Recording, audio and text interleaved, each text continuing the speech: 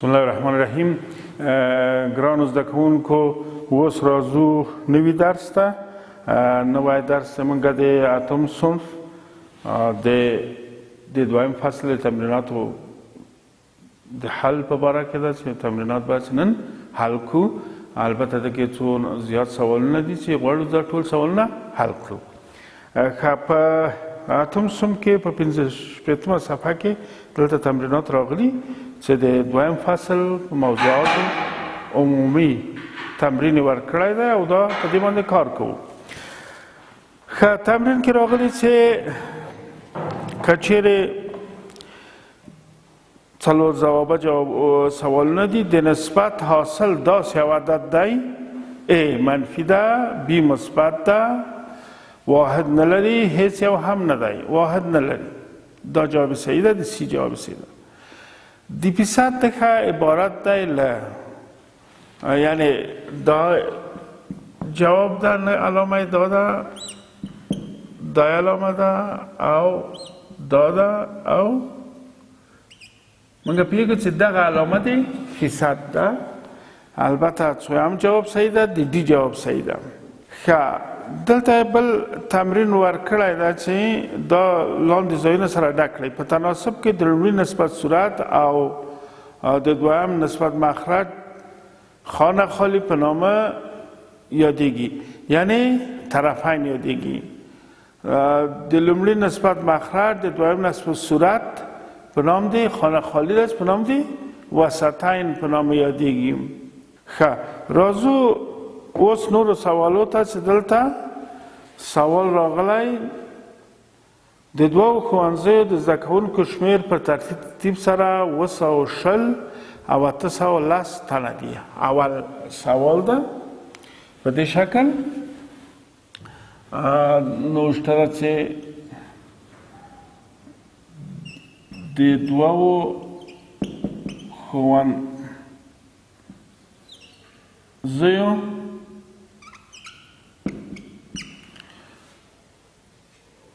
شمیر په ترتیب 220 او 810 تنه دی.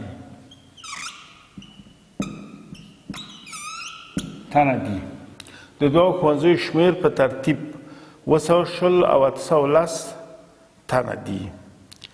د نوموړو ښوونځیو د زده کوونکو ترمنځ نسبت په لاس راوړئ. د نوموړو ښوونځیو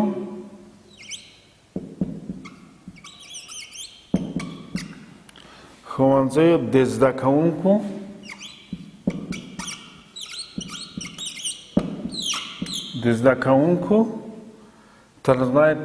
ترمنځ نسبت په لاس راوړئ.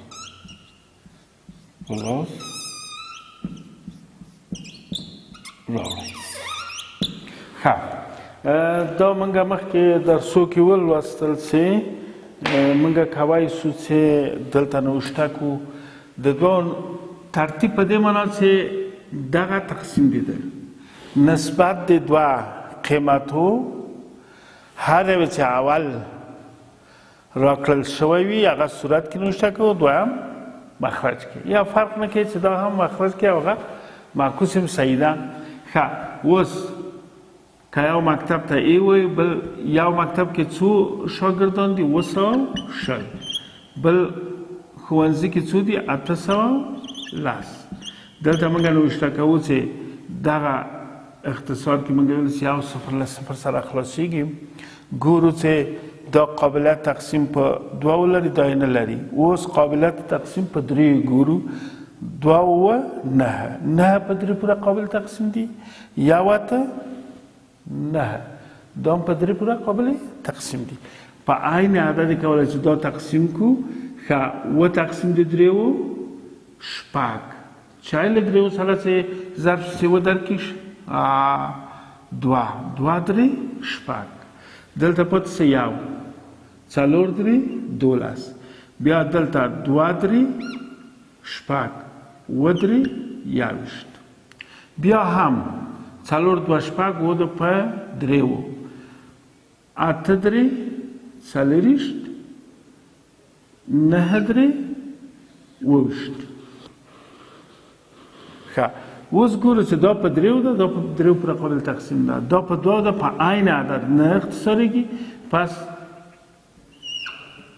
د نسبت حاصل څو ده د دواړو مکتبو 8 پر 9 دی ښه دویم سوال ګورو دویم سوال باندې کار کوو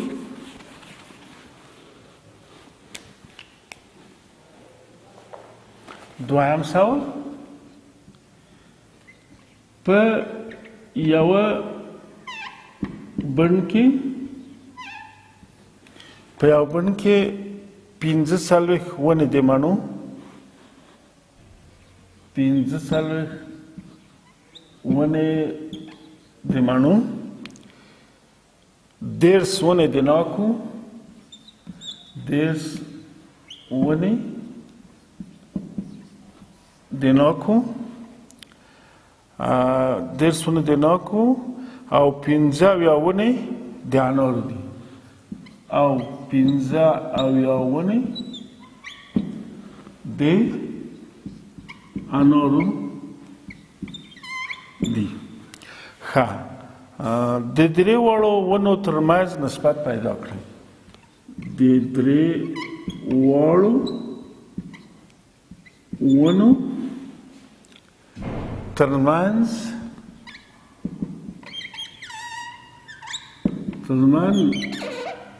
نسبت پیدا کړئ ښه دلته موږ په یو بڼ کې 15 ونې د مڼو 10 ونې د ناکو او 15 ونې د انارو دي په یو باغ کې یا په یو بڼ کې 15 ونې د مڼو دي 10 ونې د ناکو او 15 ونې د انارو دي د دې درې واړو ونو ترمنځ نسبت پیدا کړئ دلته موږ ګورو چې د هر یو سهم څومره دی یعنی هدف دا ده چې موږ ټول باغ کې څو ونې لرو 15 جمع 10 جمع 15 چې 15 و 0 15 یو و اته اته و درې یولس څلور 15 یو سلو څو ونې سوې یو سلو 50 ونې سوې 15 و 0 15 15 درې ولس لاس یولس څلور یو سلو 15 ونې سوې ښه په یو سلو 15 ونو کې موږ نوشته کولی شو د مڼو نسبت 15 پر یو سلو 50 ښه په همدې شکل 10 په یو سلو 50 نیسو 15 پر یو سلو 50 نیسو ښه دلته نوشته کوو یو 15 درې 15 کېږي 3 پر لاس یا دا کېږي 0 په 0 خلاص یو د 3 یو پر 15 دا 15 تقسیم د 15 یو 15 څو 15 تقریبا ښه اختصار به یې کوو فرق نه کوي هغسې که مو نه که داسې اختصاروو دام په 15 دام په 15 درې 15 یو 15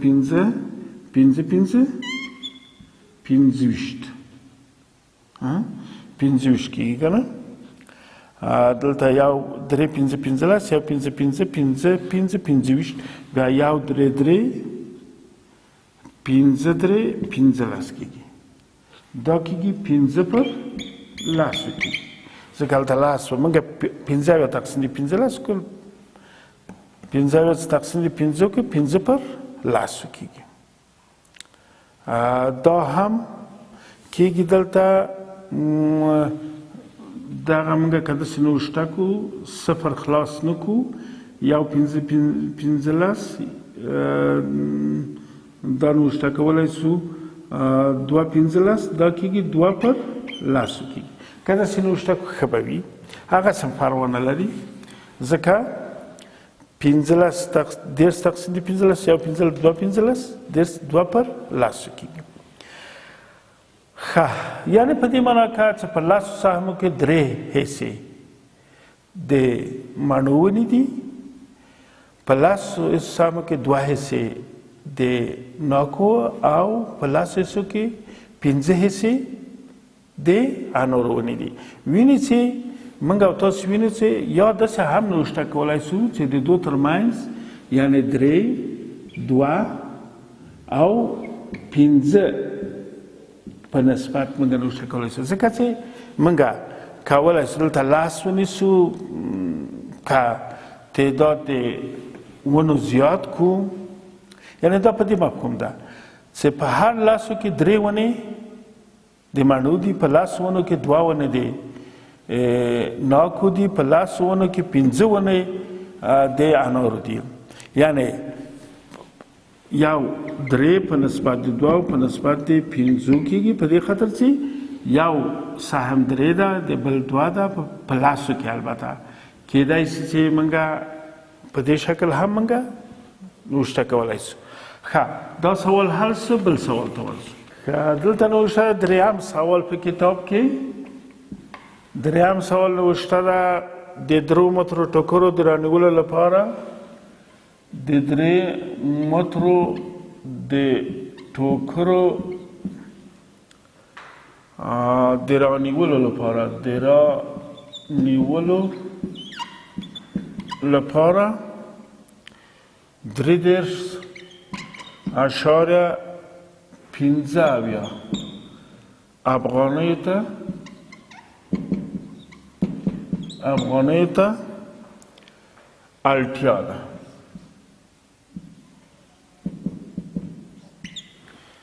د 3 مترو ټوکرو د رانیولو لپاره دغه افغانیو ته اړتیا ده. نو د 15 مترو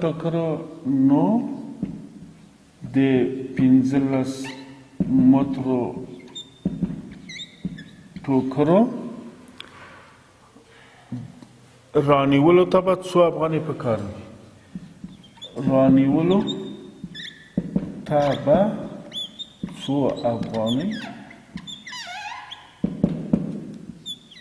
پکار وي؟ ښه، موږ ګورو چې دا یو تناسب ده، مستقیم تناسب ده که معکوس تناسب؟ مستقیم تناسب ده، ځکه که چیرې موږ زیاته تکه واخلو نو زیاته پیسې به ورکوو، او که کمه تکه واخلو کمې پیسې به ورکوو. یعنې دلته تکه او پیسې یو رابطه لري. که پیسې زیاتېږي تکه به هم زیاتېږي، که پیسې کمیږي یعنې برعکس نه کېږي چې موږ پیسې زیاتې ورکو تکه کمه واخلو، یا تکه کمه واخلو پیسې زیاتې ورکو، چې دغه صورت کې معکوس تناسب تشکیلیږي. مګر دلته مستقیما رابطه لري. اوس ټوکرو دغه متره ټوکر دي، بل قیمت چای ده افغانۍ داسې نوشته کوو. صحیح، څو متره ټوکر دي؟ 3 متره ټوکرو 33.15 افغانۍ قیمت ده. نو د 15 متره ټوکرو 15 متره ټوکر څو افغانۍ؟ x. حاصل زد طرفین مساوی حاصل زد وسطین. دا ځکه موږ معکوس نه کړو، ځکه چې مستقیم تناسب ده. متره ټوکر او افغانۍ مستقیما رابطه لري. یعنی دا نوشته کو 3x 15 ضرب 33.15 اطراف تقسیم د 3 کو x مساوی کېږي 15 ضرب 3.15 تقسیم پر 3. دا کېږي اختصاری 15 x مساوی کېږي 15 ضرب 3.15 چې دا موږ ضربوو او وروسته قیمت پیدا کوو. چې دا ضرب شي یوه خانه دوه خانه اشاره جدا کېږي دغه قیمت. دلته بل سوال راغلی چې دا به په بل برنامه کې کار وکړو، په بل تدریسي ساعت کې به کار وکړو او تاسو هم په دې سوال باندې کار وکړئ. د موږ وخت پوره ده، په مخ هم ښه درس همدلته پای ته ورسېده. بیا به نور سوالونه په بله برنامه کې کار وکړو.